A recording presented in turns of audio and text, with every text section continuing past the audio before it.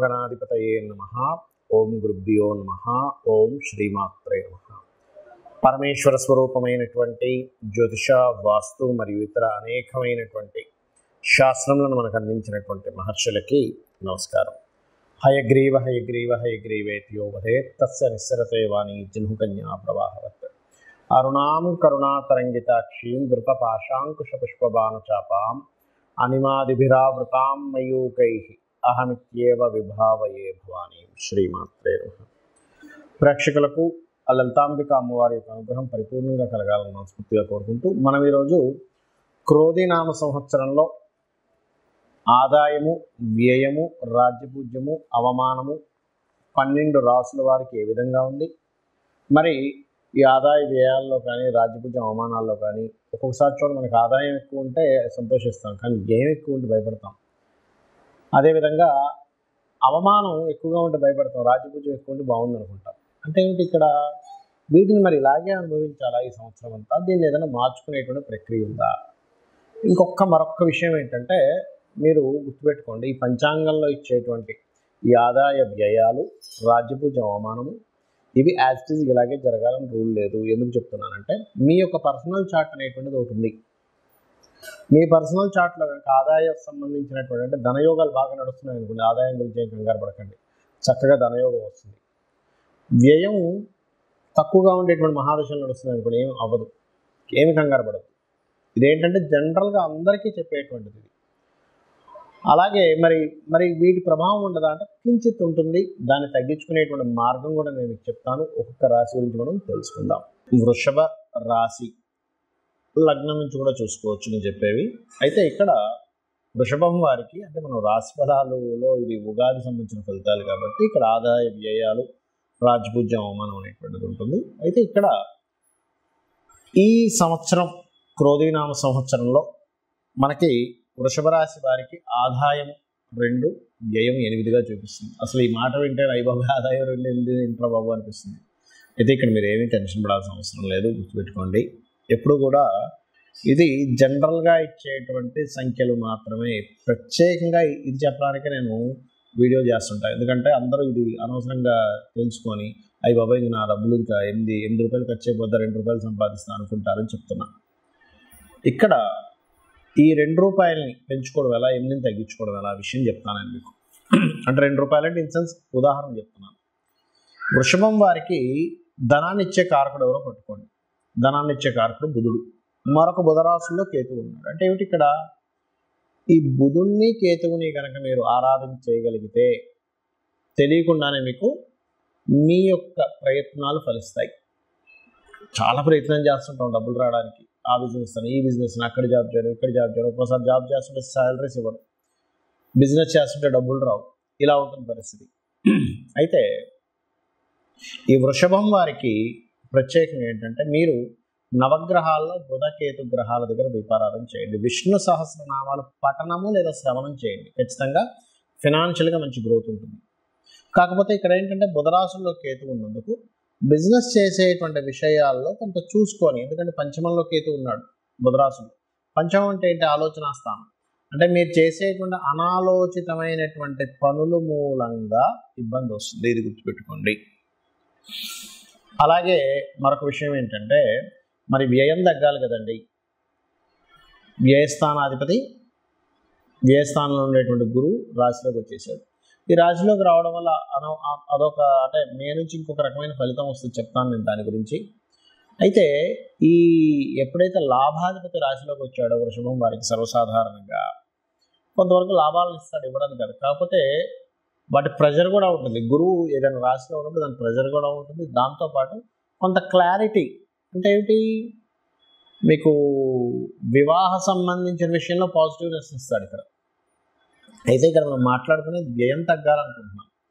వ్యయాధిపతి ఎలాగో మనకి మారిపోతున్నాడు కాబట్టి, రాశిలోకి వస్తున్నాడు కాబట్టి, అంటే వ్యయంలో ఉండే గ్రహం రాశిలోకి వస్తుంది కాబట్టి పెద్దగా వ్యయం గురించి పెద్దగా భయపడాల్సిన పని లేదు. మరీ ఎక్కువగా వ్యయాలు ఉన్నాయండి, నాకు నా జన్మజాతకంలో కూడా వ్యయ సంబంధించినటువంటి ఫలితాలు నడుస్తున్నాయి, అందుకే నాకు ఎక్కువ ఖర్చులు ఉన్నాయంటే ఒకటే చెప్తాను నేను మీకు. కందులు, శనగలు దానంగా ఇవ్వండి. లేదా ఓం లక్ష్మీ నరసింహస్వామి నమః అనుకోండి, వ్యయం ఖచ్చితంగా తగ్గి తీరుతుంది, ఎటువంటి సందేహం లేదు. ఇక మిగతా అంశాలు కనుక చూసుకున్నట్లయితే రాజ్యపూజ్యము అవమానము, రాజ్యపూజ్యం 7, అవమానం 3. కాబట్టి దీని గురించి ఏం కంగారు పడక్కర్లేదు. మనల్ని మెచ్చుకునే వాళ్ళ సంఖ్య 7 ఉంటే ఇబ్బంది పెట్టే వాళ్ళ సంఖ్య 3గా ఉంది. అంటే మనలో ఏ తప్పు ఉందా, ఎక్కడ మనం ఈ వేలెత్తి చూపిద్దాం అనుకునే వాళ్ళ సంఖ్య 3 ఉంటుంది. కాబట్టి ఇక్కడ ఏం టెన్షన్ పడాల్సిన పని లేదు. ఇక మిగతా అంశాలు, ఈ సంవత్సరం మే మాసం నుంచి ఒక సంవత్సరం పాటు వృషభం వారికి రాశిలో గురు సంచారం జరుగుతుంది. కాబట్టి కొంత క్లారిటీ ఆఫ్ మైండ్ కానీ, వివాహ సంబంధించిన విషయాల్లో కానీ, ఎవరితోనైనా పార్ట్నర్షిప్లో చేసేటువంటి అంశాల్లో కానీ చాలా పాజిటివ్గా ఉంది. ఫైనాన్స్ అయితే ఇందాక ఆల్రెడీ చెప్పాను, కొంచెం ఆలోచన చేస్తూ వ్యాపార సంబంధించిన వాటిలోకి ఎంటర్ అవ్వండి అనేటువంటిది. అదేవిధంగా ఏదైనా అగ్రిమెంట్స్ చేసుకోవాలనుకుంటే మీరు మే లోపలే చేసుకొని, మే దాటితే మళ్ళీ అగ్రిమెంట్ సంబంధించిన విషయంలో పాజిటివ్గా ఉండదు, ఇది గుర్తుపెట్టుకోండి.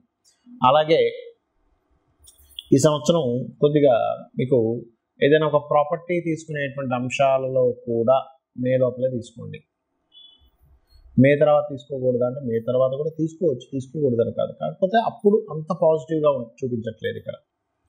మరి మే తర్వాత ఏ విషయాల్లో బాగా పాజిటివ్ చూపిస్తుంది? సంతానం కోసం చేసే ప్రయత్నాలు. మీకు పంచమంలో కేతు ఉండడం కదా, ఆ కేతు మీద గురువు దృష్టి ఉండడం వల్ల ఏమవుతుంది అంటే కొంచెం అంతకుముందు అనాలోచితంగా చేసినటువంటి కొన్ని నిర్ణయాల వల్ల కలిగేటువంటి ఇబ్బంది ఇప్పుడు కాస్త తగ్గుతుంది. అలాగే ఉద్యోగ సంబంధించినటువంటి విషయాల్లో కూడా కాస్త స్ట్రెస్ ఉంటుంది, ఎందుకంటే శని భగవానుడు దశమంలో ఉన్నాడు కాబట్టి కొంచెం అంటే ఉద్యోగంలో అధిక శ్రమ అనేటువంటి చూపిస్తుంది. వ్యాపారాల్లో ఆన్లైన్లో చేసేటువంటి వ్యాపారం, అంటే ఆన్లైన్ అంటే చాలామంది అనుకుంటారంటే వెళ్ళిపోయి నేను ఏదో పేకాడేస్తానండి, లేకపోతే ఇంకోటి ఏదో క్యాజినో ఆడుకుంటాను అంటే అవి కాదండి ఆన్లైన్ వ్యాపారాలు అంటే. ఆన్లైన్ వ్యాపారం అంటే మీరు ఏదైనా ఒక ప్రోడక్ట్ని ఆన్లైన్లో పెట్టి అమ్మడం, అంతేగాని షేర్ మార్కెట్ అంటే షేర్ మార్కెట్ పూర్తిగా తెలుసుకోకుండా వెళ్ళిపోతారు చాలామంది, అందులోకో లేకపోతే బెట్టింగ్స్ అనో, ఇవి కాదు. ఇది బాగా అర్థం చేసుకోండి. ఇక మీరు చేయవలసిన దేవత ఆరాధన, నిత్యము గణపతిని ఆరాధించండి. పంచమ స్థానంలో ఉపాసనా స్థానంలో ఎప్పుడైతే గణపతి ఉన్నారో మీరు ఎంత గణపతి ఆరాధన చేస్తే అంత బాగుంటుంది మీకు. ఇక్కడ మనము సంవత్సర ఫలితాలు చెప్పుకున్నాం క్రోధినామ సంవత్సరంలో. మరి క్రోధినామ సంవత్సరంలో మనకి దేశవ్యాప్తంగా ఎలా ఉంటుంది? అయితే క్రోధినామ సంవత్సరం రాకముందే మనకి ముఖ్యంగా ఈ రవి కుజుడుతో కలిసి ఈ రాహు శనులతో సంచారం జరుగుతుంది. కాబట్టి ఆల్మోస్ట్ అంటే క్రోధినామ సంవత్సరం మనకి వచ్చేదానికంటే ముందే ఒక 2-3 నెలల ముందు నుంచే ఈ అనవసరం అంటే రాజకీయ పరంగా అనేకమైనటువంటి మార్పులు కావచ్చు, గొడవలు కావచ్చు, గందరగోళ పరిస్థితులు ఇస్తూ ఉంటుంది. కాబట్టి ఈ సంవత్సరం కొంచెం ప్రజలందరూ కూడా కొంతవరకు ఈ కోప స్వభావ సంబంధించినటువంటి విషయాలని పక్కన పెట్టాలి. ఎందుకంటే ఏదైనా ప్రాబ్లం వస్తే క్రోధం వల్ల వస్తుంది, గుర్తుపెట్టుకోండి. ఒకరి మీద కోపం పెంచుకోవడం వల్ల, ఒకరి మీద ద్వేషం పెంచుకోవడం వల్ల జరిగిపోయినటువంటి అంశాలని ఎక్కువగా మనం మననం చేసుకోవడం వల్ల వస్తుంది. అంటే ఈ సంవత్సరానికి ఉన్నటువంటి ప్రభావం అది. ఇంకోటి ఏంటంటే ఈ సంవత్సరానికి రాజు కుజుడు అయ్యాడు. కుజుడు అయినప్పుడు ఏమవుతుంది? కుజుడు అంటే ఏంటి? గొడవలకి, యుద్ధాలకి, ఒక రకమైనటువంటి యుద్ధ సంబంధించిన వాటికి కారకుడు అవుతాడు. కాబట్టి ఈ కారకుడు అయ్యాడు కాబట్టి ఈ యొక్క విషయంలో చాలా జాగ్రత్తగా ఉండాలి అనేటువంటిది క్రోధినామ సంవత్సరానికి ఉన్నటువంటి ఆ యొక్క ఫలితాలు చెప్తున్నాయి. అయితే ఇక్కడ నేను చెప్పేది ఒకటే, మీరు ఒకటే గుర్తుపెట్టుకోండి, మీకు ఈ సంవత్సర ఫలితాలు ఈ ఏదైతే ఉగాది ఫలితాల కంటే కూడా అతి ముఖ్యంగా మీరు చూసుకోవాల్సింది ఈ జన్మజాతక ఫలితాలే. ఎందుకంటే ఈ భూమి మీద ఒకే రాశిలో ఎంతమంది పుట్టినా, ఒకే నక్షత్రంలో ఎంతమంది పుట్టినా అందరి జీవితాలు ఒకలాగా ఉండవు. ఏదో కొద్దిగా ప్యారలల్గా కొన్ని మ్యాచ్ అవుతాయి కానీ అన్ని మ్యాచ్ అవ్వవు.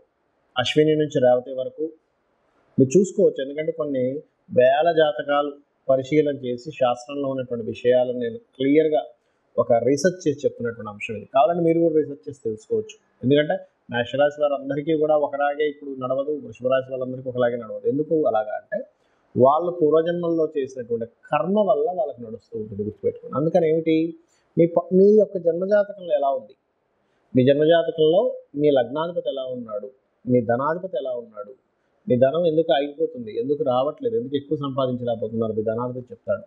అదేవిధంగా మీరు ఏ డైరెక్షన్లో ఉంటే బాగుంటుందో మీ చతుర్థాధిపతి మీ పేరులో ఉండే వరకు చెప్తుంది.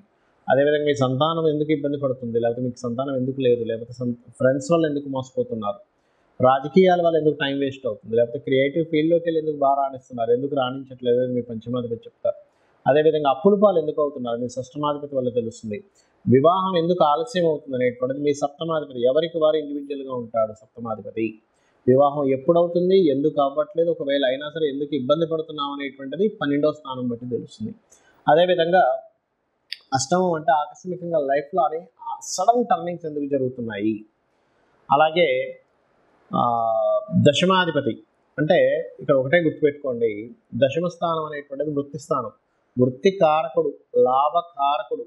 అసలు ఎందుకు ఇబ్బంది పడుతున్నారు అంటే ఏదైనా ఒక లాభం, ఒక వ్యాపారం కోసం ప్రయత్నం చేస్తున్నట్లయితే అసలు ఒకటే గుర్తుపెట్టుకోండి, ఎందుకు ఈ లాభ సంబంధించినటువంటి విషయంలో లాభాలు సరిగ్గా రాక ఇబ్బంది పడుతున్నారంటే మీ లాభాధిపతి వల్ల మనకు అక్కడ తెలుస్తూ ఉంటుంది. ఆ రకంగా విదేశాలకు వెళ్తే బాగుంటుందా, ఇక్కడ ఉంటే బాగుంటుంది, ఇవన్నీ కూడా మీ యొక్క జన్మజాతకంలో మీ రాహు స్థితి ఏంటి, మీ 12వ స్థానాధిపతి స్థితి ఏంటి, మీ 12వ స్థానాధిపతి బాగున్న సమయంలో మీరు కనుక ఇన్వెస్ట్మెంట్స్ చేస్తే ఆ యొక్క ఇన్వెస్ట్మెంట్స్ బ్రహ్మాండంగా కలిసి వస్తాయి.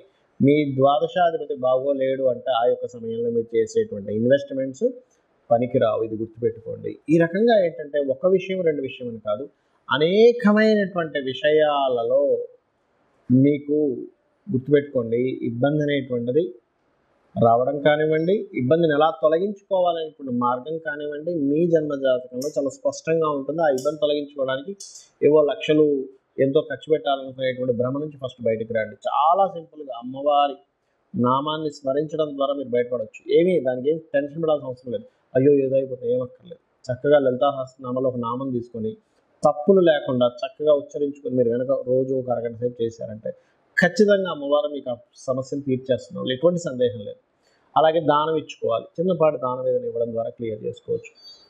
అంతేగాని జ్యోతిషాస్త్రం అంటే, వాస్తుశాస్త్రం అంటే ఏదో పెద్ద మొత్తం కూలగొట్టేసేయాలని వాస్తు అంటే, జ్యోతిషాస్త్రం అంటే ఇంకా కర్మ ఇలాగే అనుభవించాలని, ఇదే నుంచి బయటపడలేమని అనుకునేటువంటి భ్రమ నుంచి ఫస్ట్ బయటకు రాండి. జ్యోతి అంటే వెలుగును చూపించేది.